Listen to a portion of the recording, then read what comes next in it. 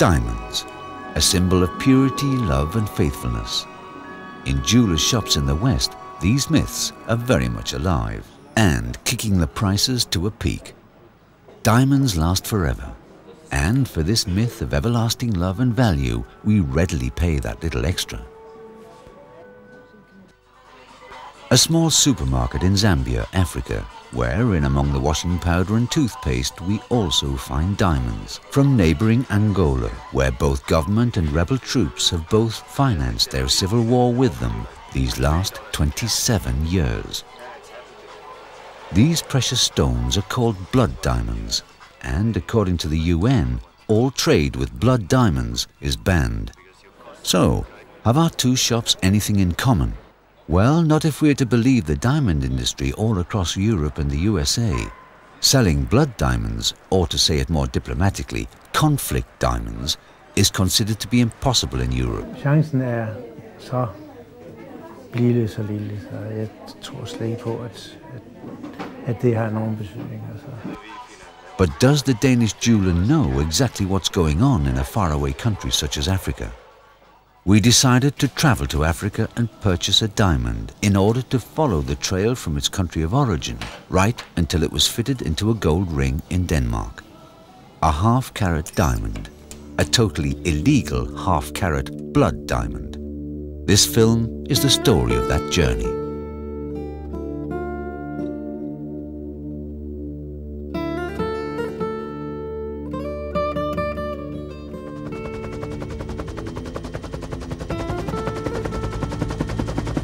We're in eastern Angola, Africa, following one of its many big rivers.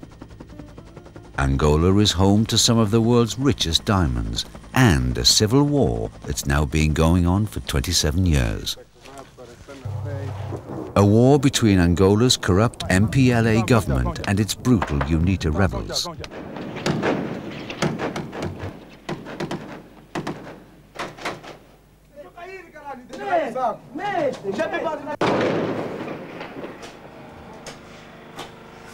A war that has absolutely devastated the country.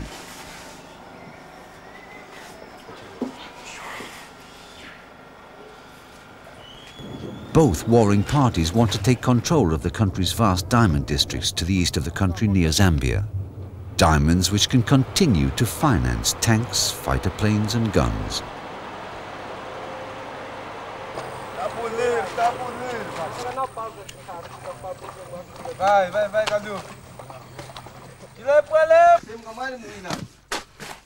The simple, dirty work of digging out diamonds is carried out by garimpeiros, as the workers are called in Portuguese.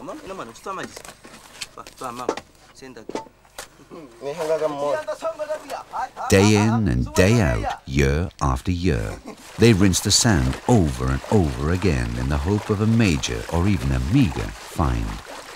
The garimpeiros are under great pressure from both sides of the war. Tinha problema com a UNITA. A UNITA estava aqui nesse arredor, então mataram muita população já aqui. E ele estava aqui aproximadamente daqui até lá uns 2 quilômetros daqui no rio chamado Camucundo. UNITA aqui, pessoa te apanhasse no garimpo bem matada e te levar longe, de onde você nunca viu. Basta você escutar o nome da UNITA aqui, você tem que fugir para Sauri. Não vai estar mais aqui na mata.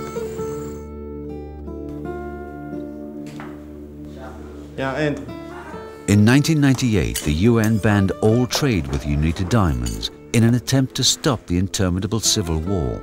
But the diamond districts are still swarming with buyers from West Africa and Europe. In order to buy diamonds, all they need is a license from the Angolan government. And that's just a mere formality.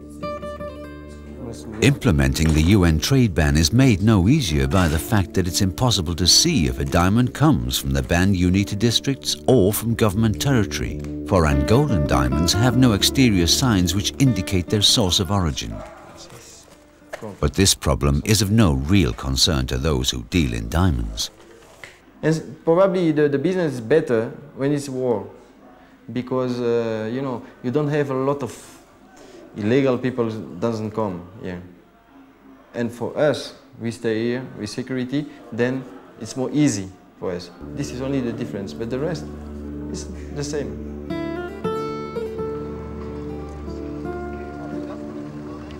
We went to Sorimo in eastern Angola, where diamonds are dug out in large quantities.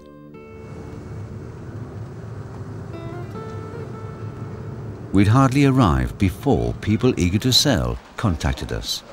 We let them persuade us and followed a couple of young men to their modest dwelling on the outskirts of the city, where they proudly presented their merchandise.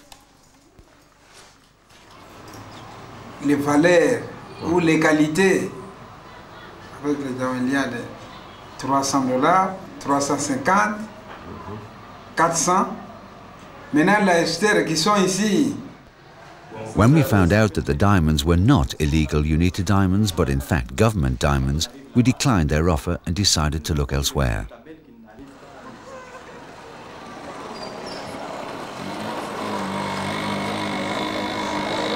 But before continuing our journey, we took a wander through this city, where hundreds of garimpeiros live in appalling conditions.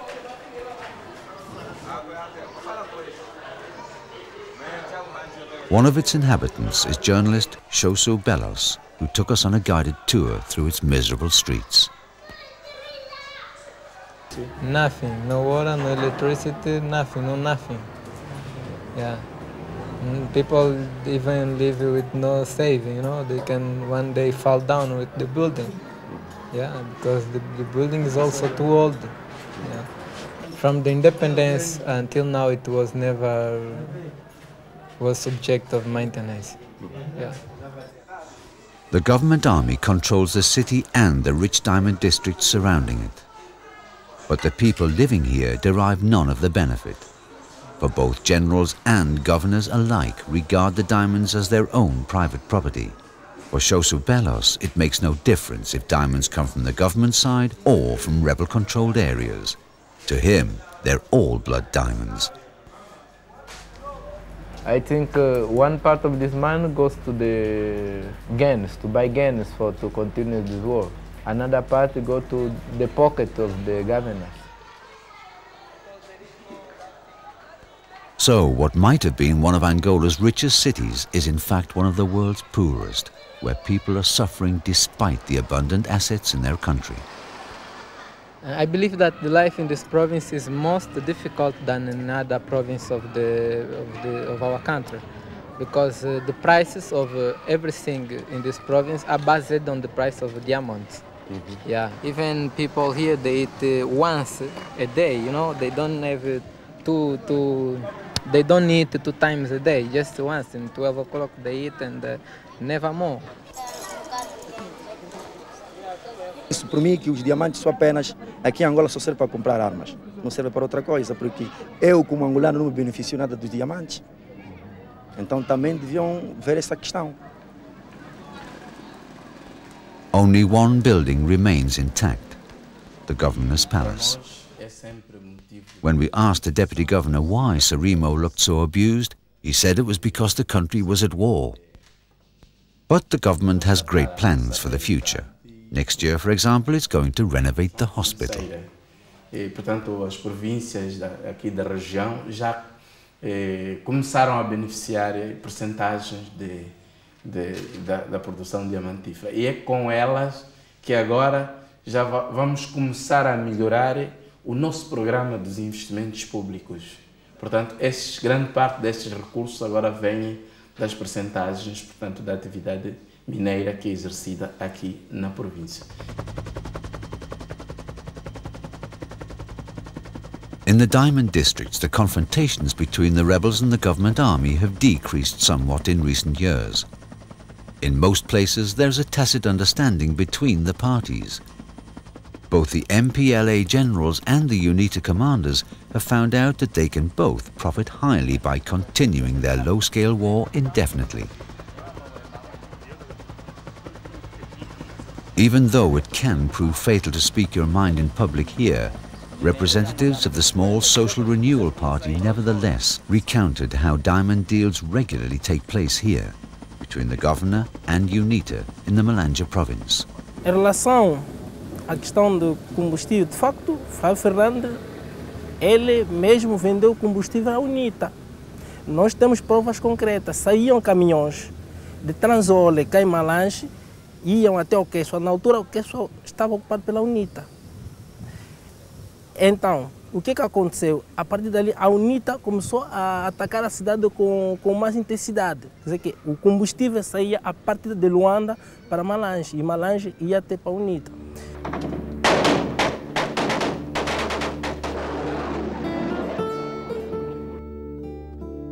The government and the rebels do business together. The only way they seem to acknowledge their people is needing them as cannon fodder. Arms for diamonds.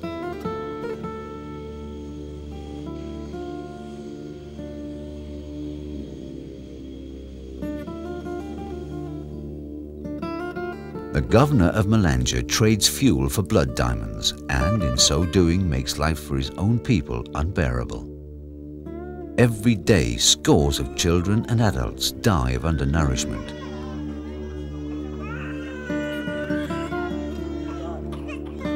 The governor simply leaves the care for thousands of his people in the hands of international relief organizations, claiming that their own authorities cannot afford the job, despite Malange's wealth of diamonds. The Garamperos slave for the warlords, and most of the diamonds they find are channeled out of the country. The Garamperos told us that UNITA have middlemen based in Burkina Faso and neighboring Zambia, and the markets there are where most of Sorimo's diamonds end up. Are you fine?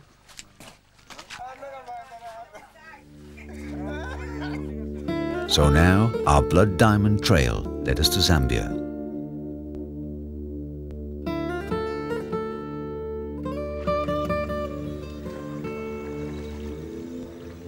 The Zambezi River, one of Africa's largest. More than 100,000 Angolans have sought shelter on its shores since fleeing the terrible civil war back home.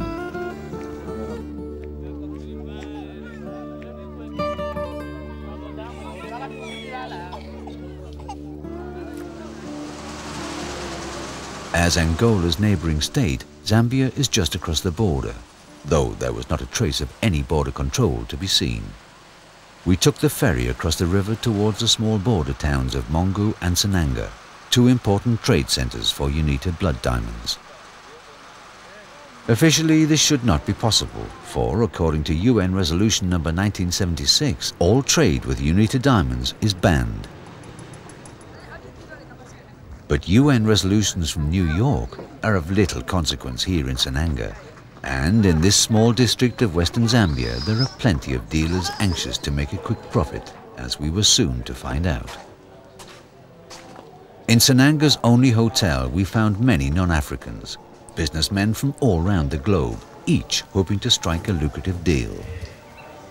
It wasn't long before we were approached. We captured the meeting on our hidden camera. We'd hired a frontman, John, a diamond expert, to ascertain the quality of the stones which the dealers admitted were UNITA diamonds. So it's from the government side that's coming? No, that is done for about this or something. Our dealer, in the red t-shirt, told us he gets a supply of UNITA diamonds once a week. What they want. I'm a young boy, but they trust me because I'm used to come here, buying some soap, take to them, they send me some money, buy something to take to them. He didn't have much on offer, so we decided to take a look around before buying anything.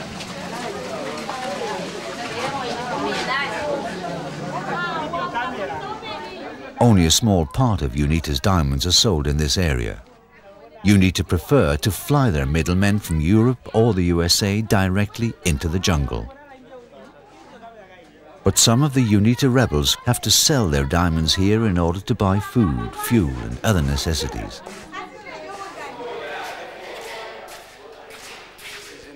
It wasn't long before we were approached, this time in a cafe where a seller presented several diamonds of varying size, 6 carats in all. Are they now from the government side or from UNITA side? This is from UNITA. UNITA's probably not. He suggested we should go to his house rather than attract attention.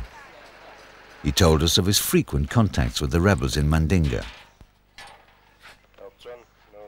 He also showed us pictures of UNITA activities in Angola. I went with this guy. I took him for collecting. This one was coming from Greece. This one was coming from Germany. It's against the UNITA. So you find that the sponsors who used to support them, the movement of them, they are so minimal.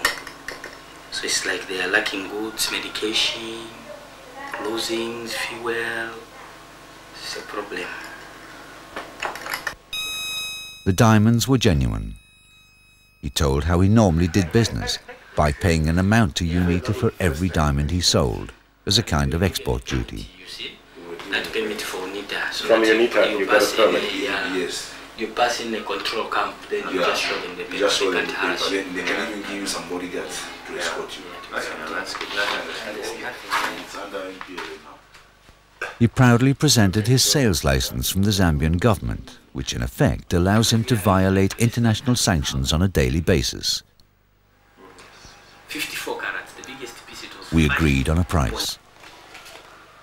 We bought a small package of diamonds at a price of $150 a carat. No? So now, I don't know. I think it's more. We took a closer look at them back at the hotel. A problem-free purchase of $1,000 worth of UNITA diamonds, genuine blood diamonds.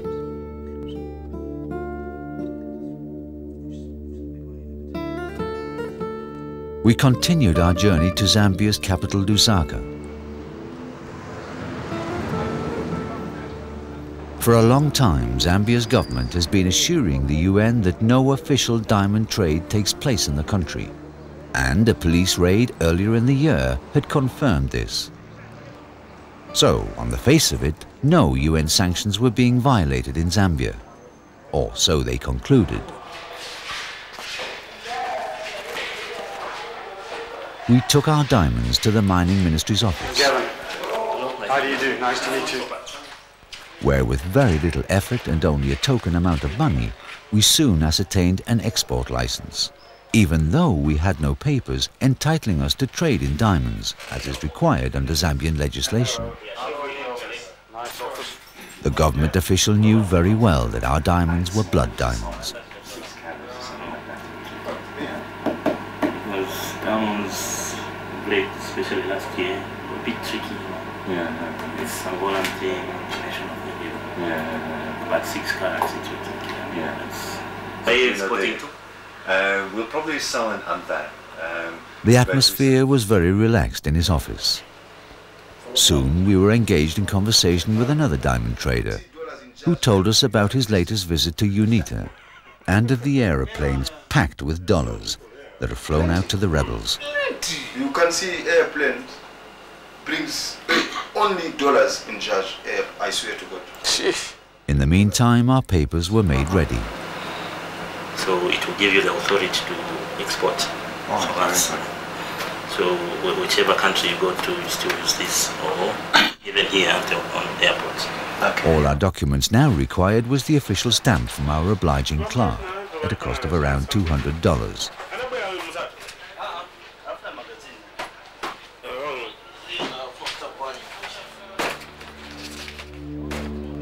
We now possessed the Zambian Mining Ministry's document allowing us to legally export diamonds, even though the country has no diamond production of its own.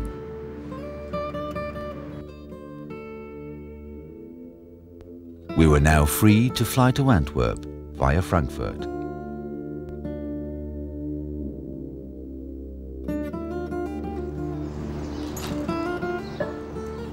But first we visited Lusaka's only independent newspaper, The Post. They'd often published articles about how Zambia's elite had lined their own pockets at the expense of the country's poor population, and disclosed a network of politicians and businessmen readily channeling UNITA diamonds through the country. These revelations hadn't exactly made the paper popular. The editorial office still bears the marks of last year's incendiary bomb. The editor blames the West for not taking action. For despite the fact that the situation in Zambia is common knowledge, no one seems to be concerned enough to put a stop to this gross violation of UN sanctions. There are so many people dying.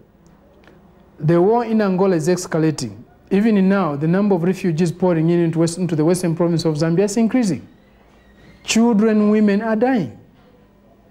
The hardships are immense. But it's not being treated the same way with the other things that kill human beings, like terrorism. 6,000 or so, but here we're not talking about 6,000, we're talking of hundreds of thousands of people dying.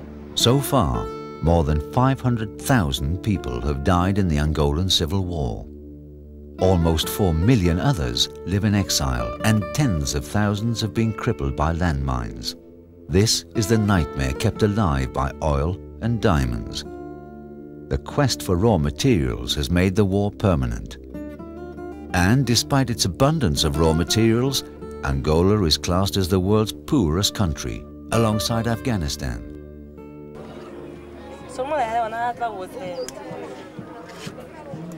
In Gaborone last November, a meeting was held between representatives of the diamond industry and the diamond-producing countries. Blood diamonds were high on the agenda. The debate on blood diamonds and their spreading across the world casts an unsavory shadow over the whole business. So a boycott similar to the one that hit the fur industry in the 80s might be a future step. The meeting is part of the so-called Kimberley process, which has been designed to dismantle this threat.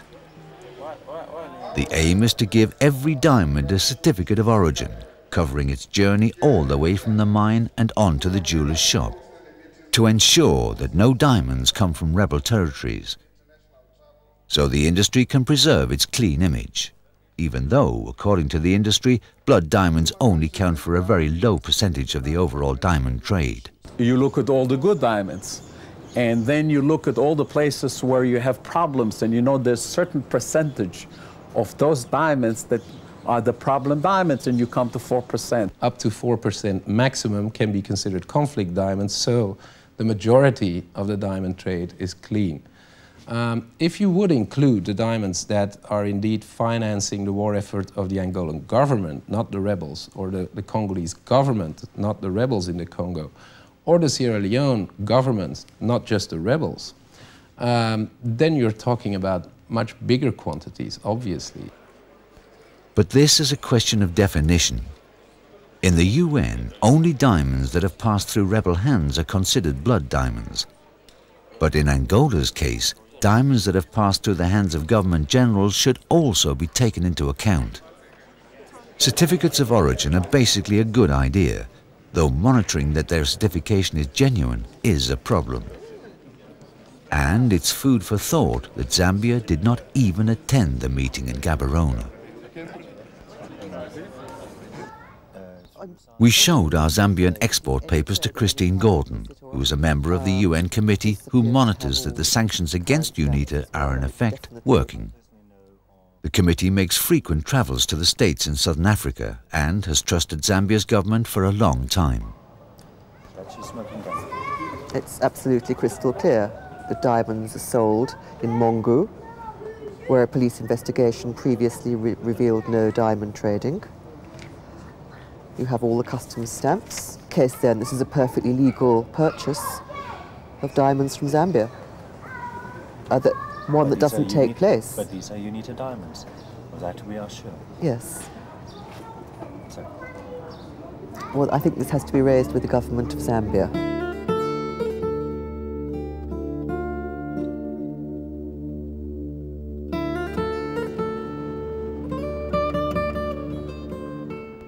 Our trail then led us to South Africa, for when it comes to bringing conflict diamonds from Zambia into Europe, though there are many different routes available, most of them pass through Johannesburg, where precious stones from Central Africa are detected here more and more.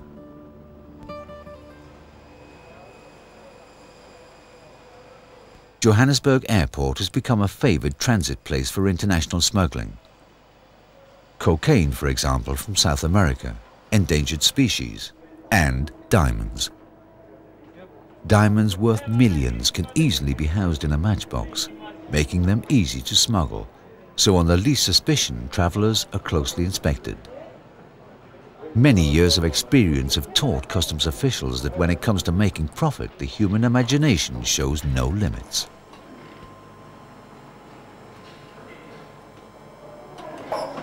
Here, X-ray photographs have revealed that a smuggler used his own body as a hiding place. So we can examine what was put up in the back of your head. When they gave these articles to you, the subjects, parcels, whatever you want to call it, what was it at that stage? Do you know what it was? It was diamond. It was diamond. So you're telling me now it is diamonds up in the back? Yes. Okay. Yes. His place of hiding wasn't very appetizing, so he was made to remove the 3 small packages himself. They contain diamonds worth more than $400,000. 6, 7, 8, 9, 10, 11, 12. Johannesburg is the home base of the South African Police Force Diamond Unit. South Africa is one of the few countries with a unit of this kind at its disposal, partly because the country itself is a major diamond producer, and partly because it's being used as an intermediate station for blood diamonds from all over Africa. When we told a police officer about our trip to Zambia and showed him our diamonds and export documents, he didn't raise an eyebrow. He was perfectly aware of the loopholes in the system. You say UNITA and Angola. See, as I told you, it's our biggest problem is that African states at the moment haven't all got the same interest in conflict diamonds and that. This, just looking at it offhand like this, it looks fairly authentic. Could I now trade them here in Johannesburg?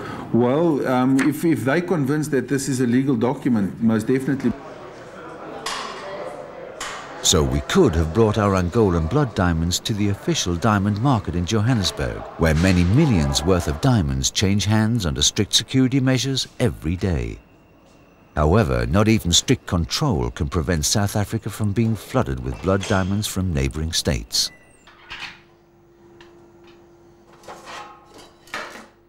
Find a way to bring in the uncut diamonds or the conflict diamonds, and you just put it through their books. They mix it, yeah. They mix it with South African diamonds, and the books reflect that it was mined on that particular mining ground, and from there, they just take it through to the buyers and they bring it through to diamond centers, and it goes on to the legal market.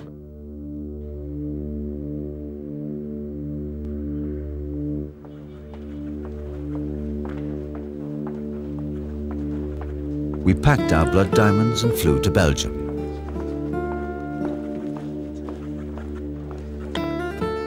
The African nations of Botswana, Namibia, South Africa and Angola are among the world's largest producers of diamonds. But it's here in Belgium that the major marketplace for precious stones is to be found. Just as in its colonial past, Antwerp is still the capital of the international diamond trade. 2/3 of all polished diamonds in the world are traded here, accounting for more than $20 billion every year, thus making a major contribution to the economy of such a small country. But now Antwerp has come into the firing line because its diamond dealers do business with Angola and Sierra Leone, where people are dying thanks to this trade. So the Belgian government has now intensified customs control and demands documents of origin.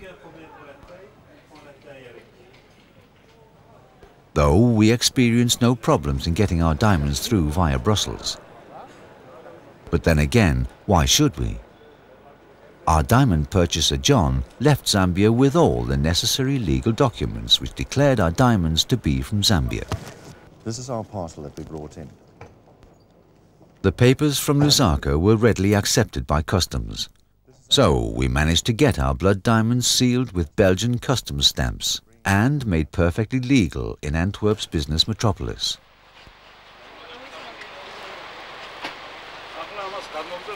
In the diamond dealers district, we offered our diamonds to various cutters while our hidden camera was running. Hello. I have a few small rough diamonds here. Do you know how much would you pay per carat, or could they be polished or anything?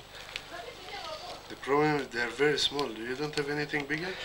The cutter grumbled about the modest size of our diamonds, but neither asked for documents nor for a certificate of origin, as prescribed by law. He just wanted to examine our goods, and had the stones been bigger, he would have been interested. Try to get hold of some bigger No ones. problem. If you have any bigger ones, no problem. Polished or not polished, you can always come in and I'll bind them immediately. Thanks. Okay? We went to another diamond cutter who gave us permission to film as long as we didn't show his face. We showed him our papers from Zambia. After a thorough examination, he was willing to buy. Though he neither found our diamonds very attractive. Nevertheless, if the papers were in order, he'd buy. Control in Antwerp claims to be tougher than in other diamond trade centers like Tel Aviv or India. But they're still not tough enough. Even in Antwerp, diamond dealers accept certificates of origin from Zambia, even though it's well known in the business that Zambia has no diamonds. What you could do is when you see a parcel, is say, well, probably or most likely, those diamonds are coming from that area. Now, as long as the diamond come into Antwerp with the certificates, with the proper invoices, with all the papers necessary, we have to accept that these are non-conflict diamonds. And then we can buy them. The Diamond Council in Antwerp is the very nerve centre of the industry. One of its spokesmen maintained that Belgium has the strictest control measures in the world. Nevertheless, blood diamonds have been imported from Sierra Leone via Liberia or from Angola via Zambia for years, even though neither have diamond resources of their own. It would seem that the gentlemen of the council simply refuse to acknowledge the facts. I don't have a big periscope where I can watch from here to Angola what's going on between the borders of two countries, neither what's going on between generals from both sides. It's impossible to check. So we believe, HRD and the Belgian government, we do our job. And in Africa, people have to do their job too. And we cannot mix all this. I mean, governments in Africa have to create transparency as well. Johan Pellerman is a UN advisor on arms smuggling and sanctions. He thinks the Europeans are oversimplifying things by only accusing Africans of corruption and incompetence. There is no such thing as customs officers at any of the European airports that are specifically there to track down diamond smugglers. There is no expertise on that within customs, and there's no guidelines on it, nowhere in the world even. We had our blood diamonds polished by one of Antwerp's many diamond cutters. Again, no one asked for any papers. If you allow me to build up this stone, I might reach for 50 points.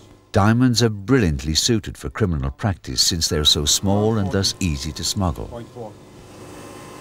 The terrorist attack on September the 11th in New York caused much unrest in Antwerp. For prior to the attack, Osama bin Laden and Al-Qaeda are believed to have changed millions of dollars into diamonds, for the obvious reason that they expected the USA would block their bank accounts after the attack. As yet, there's no final proof of this, but insiders consider it highly probable. And if, for example, you want to avoid people or investigations that try to trace what you do with your money, what you do with your capital, one of the plausible things to do is then to buy rough diamonds. You don't have dollars anymore. You ship them to other places, you sell them on, and it becomes intraceable.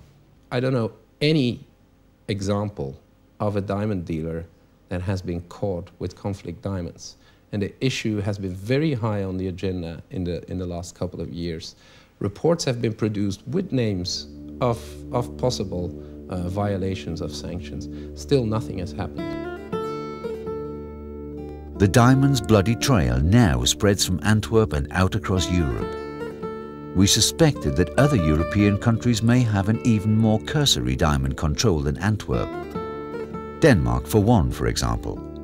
So, we took our blood diamond to Copenhagen to find out how easy it might be to buy or sell such diamonds in Denmark.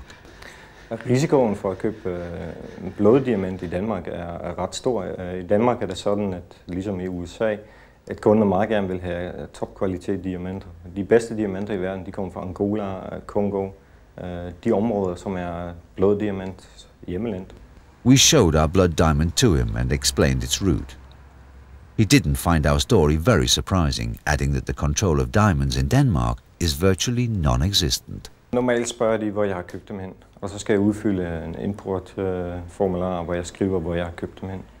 Og der kan jeg også sådan set skrive hvad som helst. Jeg kunne i princippet skrive Belgien, Sydafrika, Zambia, Hongkong. Det er ligegyldigt.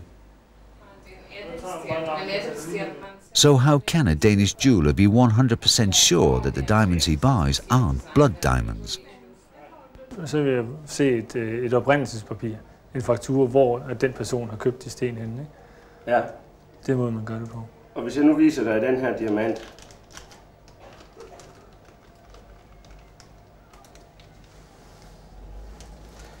og viser dig papir, hvor den kommer fra, den har jeg papir på, officielle papirer fra Zambia, hvor det er lovligt. Og mine, jo. Så kan man jo ikke sige andet end, at stenen den er i orden. Hvis jeg nu fortæller dig, at det er en bloddiamant. Ja, så har man det problem, at når regeringen står inde bag et dokument, så kan man jo aldrig gøre noget. Og det er der, den strander igen. Had we failed to say it was a blood diamond, we could easily have sold it. But no jeweler in Denmark can guarantee that the diamonds in his or her window display are not blood-stained. Alle dem, der siger, at de ved lige præcis, hvor de kommer fra, det passer ikke.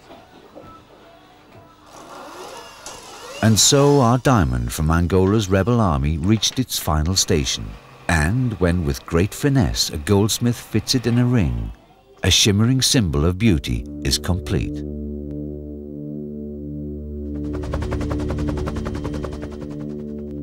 What is really unnerving about our story is the fact that we didn't even have to smuggle our diamond in, but were able to import it legally into Europe and Denmark. This, it would seem, is how simple it is.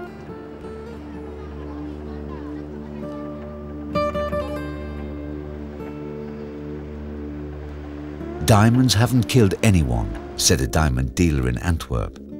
What does kill, though, are the arms that the diamonds help finance.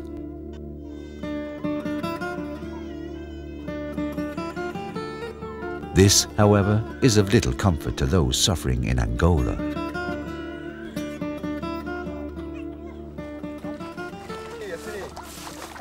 For the garimperos in Sorimo, there is nothing glamorous nor symbolic about diamonds. They're simply a way to survive, for the moment. For as well they know, the self-same diamonds can just as easily lead to their deaths. There's no blood to be seen anywhere on any diamond in our jeweler's shop, but it's there right enough, tracing back along a trail that begins in Angola. Isso é verdade. O Nita passou mesmo nessas montanhas que vocês estão vendo. Subir aqui, matar as pessoas, perder dinheiro. Também o governo, quando se fala, não chega no governo, o governo não está dando nada. Por isso, você quando vês assim que não, pronto, vou trabalhar o meu próprio, para possuir o que eu estou a querer.